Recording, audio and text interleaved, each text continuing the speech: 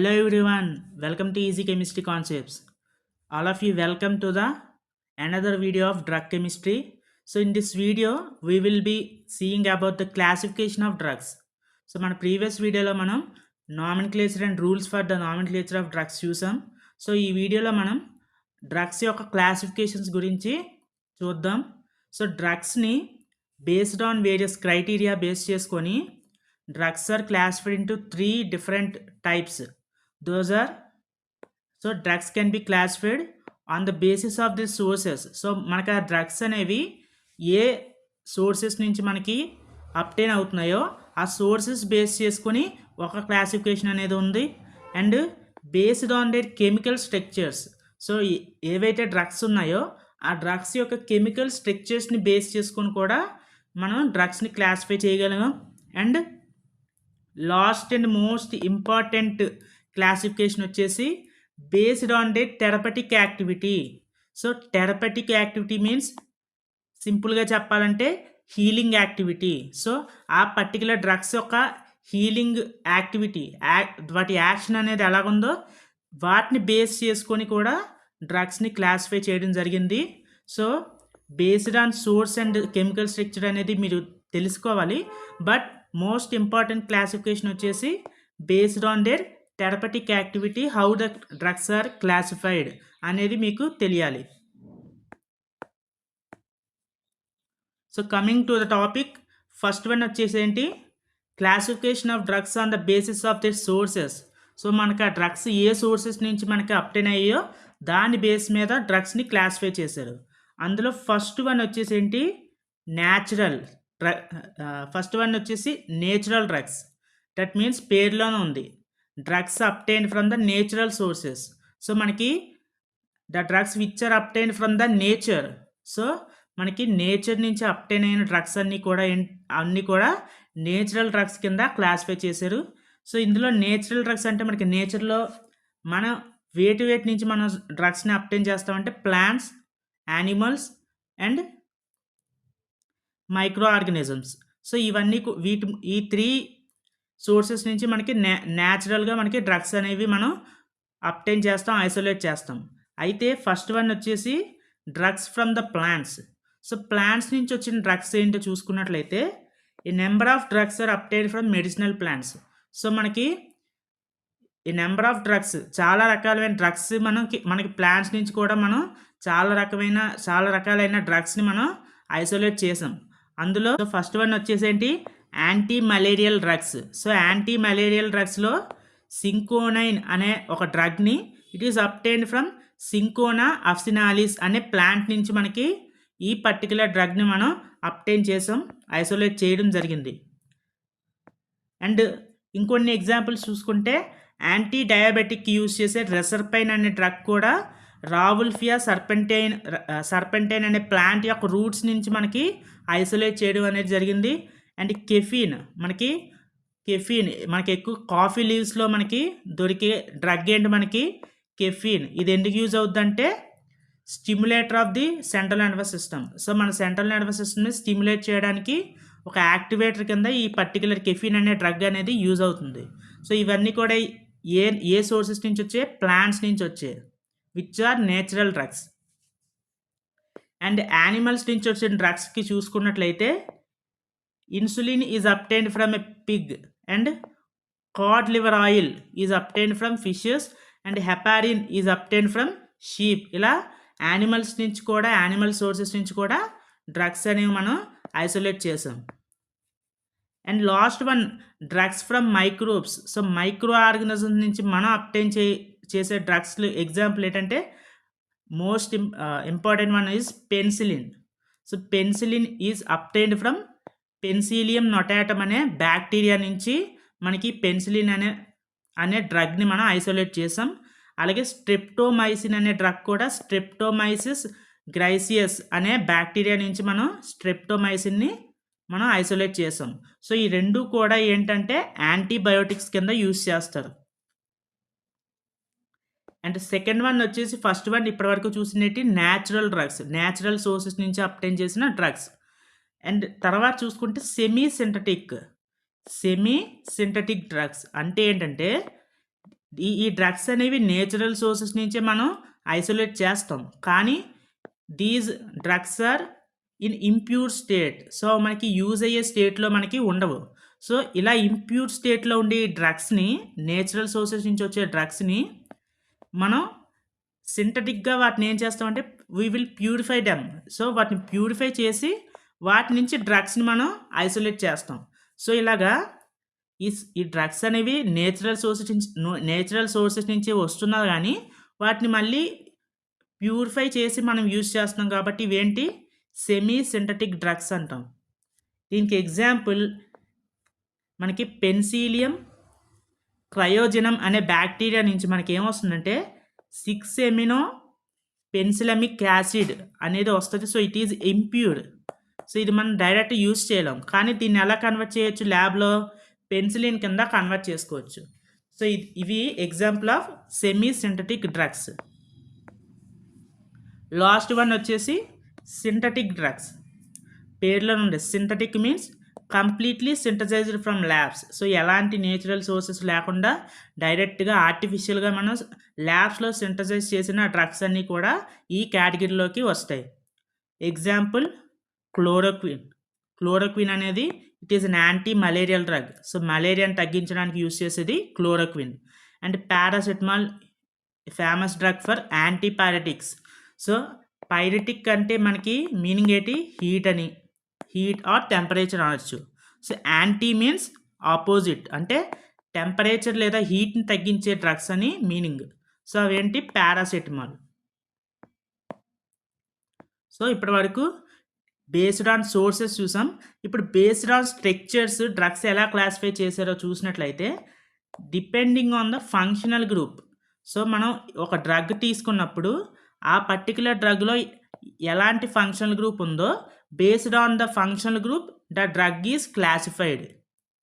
So, if the drugs having acid group as a functional group. So, ఏ డ్రగ్స్‌లో అయితే మనకి ఫంక్షనల్ గ్రూప్ కింద యాసిడ్స్ ఉంటాయో అవన్నీ కూడా ఒక క్లాస్ కింద క్లాసిఫై చేశారు. అలాగే వేటిలో అయితే ఆల్కహాల్ గ్రూప్ ఉంటుందో అవన్నీ కూడా ఒక పర్టిక్యులర్ క్లాస్ కింద క్లాసిఫై చేశారు. సో, యాసిడ్స్ గ్రూప్‌కి యాసిడ్ క్లాస్‌లో ఎగ్జాంపుల్ ఏంటి? పెన్సిలిన్. ఆల్కహాల్స్‌కి వచ్చేసరికి క్లోరంఫెనికాల్.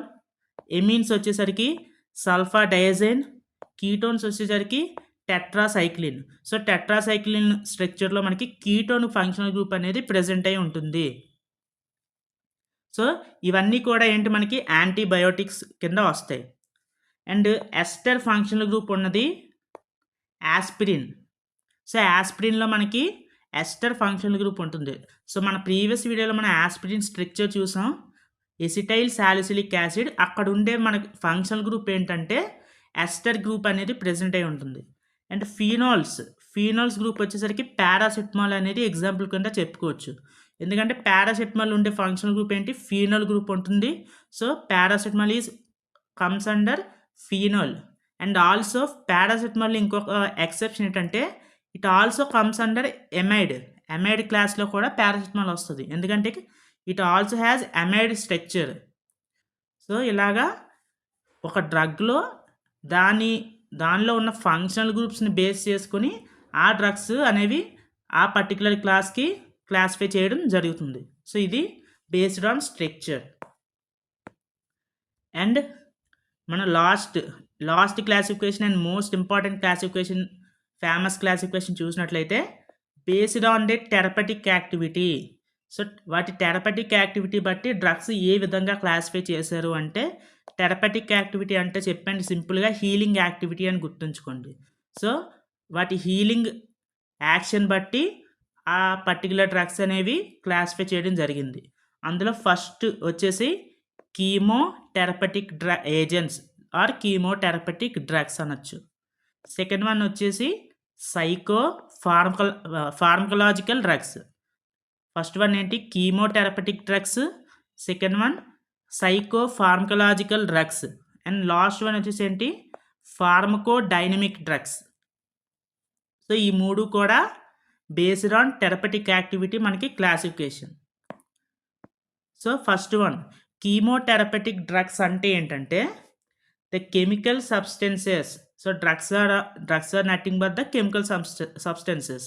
సో, ఇక్కడ కెమికల్ సబ్స్టెన్సెస్ అనొచ్చు లేదా the drugs that are used for the treatment of specific disease caused by mainly by microbes. So, మనకి ఎక్కువగా మన హ్యూమన్స్‌లో ఎక్కువ డిసీజెస్ కాజింగ్ ఏజెంట్స్ ఏంటంటే మైక్రోబ్స్. సో, మైక్రోబ్స్ వల్ల కలిగిన డిసీజెస్‌ని యూజింగ్ కెమికల్స్ క్యూర్ చేయడాన్ని కీమోథెరపీ అంటాం మనం. సో, దాన్నేమంటాం? కీమోథెరపీ అంటే curing of a disease using chemicals. దాన్నేమంటాం? కీమోథెరపీ అంటాం. అయితే ఈ కీమోథెరపీలో ఆ పర్టిక్యులర్ స్పెసిఫిక్ డిసీజ్ ఏదైతే ఉందో దాన్ని క్యూర్ చేయడానికి యూజ్ చేసే కెమికల్ సబ్స్టెన్స్ లేదా డ్రగ్స్‌ని ఏమంటామంటే కీమోథెరపెటిక్ డ్రగ్స్ అంటాం. సో, అర్థమైందా? కీమోథెరపెటిక్ డ్రగ్స్ అంటే ఒక స్పెసిఫిక్ డిసీజ్‌ని, అది కూడా మైక్రోబ్స్ వల్ల కలిగిన డిసీజెస్‌ని క్యూర్ చేయడానికి యూజ్ చేసే డ్రగ్స్‌ని ఏమంటాం? కీమోథెరపెటిక్ డ్రగ్స్ అని చెప్తాం. వీటికి ఎగ్జాంపుల్ ఏంటి? ఈ కీమోథెరపెటిక్ డ్రగ్స్ కూడా మళ్ళీ ఫర్దర్‌గా చాలా క్లాసిఫికేషన్ ఉంది. సో, ఇవన్నీ కూడా మనం నెక్స్ట్ వీడియోస్‌లో మనం డిస్కస్ చేద్దాం. ప్రెజెంట్ వీడియోలో వాటి ఎగ్జాంపుల్స్ చూద్దాం. యాంటీపైరెటిక్స్, యాంటీసెప్టిక్ డ్రగ్స్, యాంటీబయోటిక్స్, యాంటీ మలేరియల్స్ ఇవన్నీ కూడా మనకేంటి మైక్రోబ్స్ వల్ల కలిగిన డిసీజెస్సే. సో, వీటన్నిటిని కూడా కెమికల్ సబ్స్టెన్స్ డ్రగ్స్ యూజ్ చేసి మనం క్యూర్ చేస్తాం. సో, ఇవన్నీ కూడా ఏంటి కీమోథెరపెటిక్ డ్రగ్స్ కింద క్లాసిఫై చేయడం జరిగింది. సెకండ్ వన్ వచ్చేసి ఏంటి? psychopharmacological drugs. The name indicates psycho means మనకి బ్రెయిన్ అని గుర్తుంచుకోండి. సైకోఫార్మకలాజికల్ డ్రగ్స్ అంటే ఈ డ్రగ్స్ అనేవి mainly it acts on the CNS అంటే మన బాడీలోని బ్రెయిన్లో సెంట్రల్ నర్వస్ సిస్టమ్ మీద యాక్ట్ చేసే డ్రగ్స్ అన్నీ కూడా psychopharmacological drugs. So, central nervous system అంటే ఏంటేంటి వస్తాయంటే బ్రెయిన్ అండ్ స్పైనల్ కార్డ్ రెండు కలిపి మనకి సెంట్రల్ నర్వస్ సిస్టమ్ అని చెప్తాం. అయితే మనకి బ్రెయిన్, స్పైనల్ కార్డ్ వాటి వల్ల మన యూజ్ ఏంటంటే వాటి పని ఏంటంటే మనకి మనం థింక్ చేయాలన్నా థింకింగ్, ఎగ్జైట్మెంట్, అలాగే సెన్సరీ ఫంక్షన్స్ చూడడం, తర్వాత స్మెల్, ఫీల్ అవ్వడం, ఈ సెన్సరీ ఫంక్షన్స్ ఎగ్జైట్ అవ్వడం, ఆలోచించడం, దేనైనా ఐడెంటిఫై చేయడం, అలాగే మన intelligence, voluntary and non voluntary actions. Voluntary అంటే మన కంట్రోల్తో జరిగే యాక్షన్స్ని వాలంటరీ యాక్షన్స్ అంటాం. మన కంట్రోల్ లేకుండా జరిగే యాక్షన్స్ అన్నీ కూడా ఏంటి? Non voluntary actions. So, non voluntary actions అంటే ఏం వస్తాయి మనకి? రెస్పిరేషన్, ఇవన్నీ కూడా ఏంటి? Blood circulation. ఇవి మనం కంట్రోల్ చేస్తూనే జరుగుతున్నాయి కాదు కదా, వాటంటది అవే జరుగుతున్నాయి. సో, వాటిని ఏమంటాం? Non voluntary actions. సో, ఇలాగా ఈచ్ అండ్ ఎవ్రీ యాక్షన్ని కూడా థింకింగ్ కానీ, ఎగ్జైట్మెంట్, సెన్సరీ ఫంక్షన్స్ ఇలా సెంట్రల్ నర్వస్ సిస్టమ్కి కనెక్ట్ అయిన ప్రతి వర్క్ని కూడా మనకి ఈ బ్రెయిన్ అండ్ స్పైనల్ కార్డే చేస్తూ ఉంటాయి. అయితే ఈ సెంట్రల్ నర్వస్ సిస్టంలో ఎలాంటి డిసీజెస్ మీన్స్ ఏవైనా సిమ్టమ్స్ కానీ, డిప్రెషన్ కానీ, లేదా ఎక్కువ ఎగ్జైట్ అయిపోవడం కానీ ఇలాంటివి జరిగినప్పుడు మనం యూజ్ చేసే డ్రగ్స్ ఏంటి? సైకోఫార్మకలాజికల్ డ్రగ్స్. సింపుల్గా చెప్పాలంటే ఏ డ్రగ్స్ అయితే సెంట్రల్ నర్వస్ సిస్టమ్ని ప్రొటెక్ట్ చేయడానికి యూజ్ చేస్తామో వాటిని సైకోఫార్మకలాజికల్ డ్రగ్స్ అని అనొచ్చు.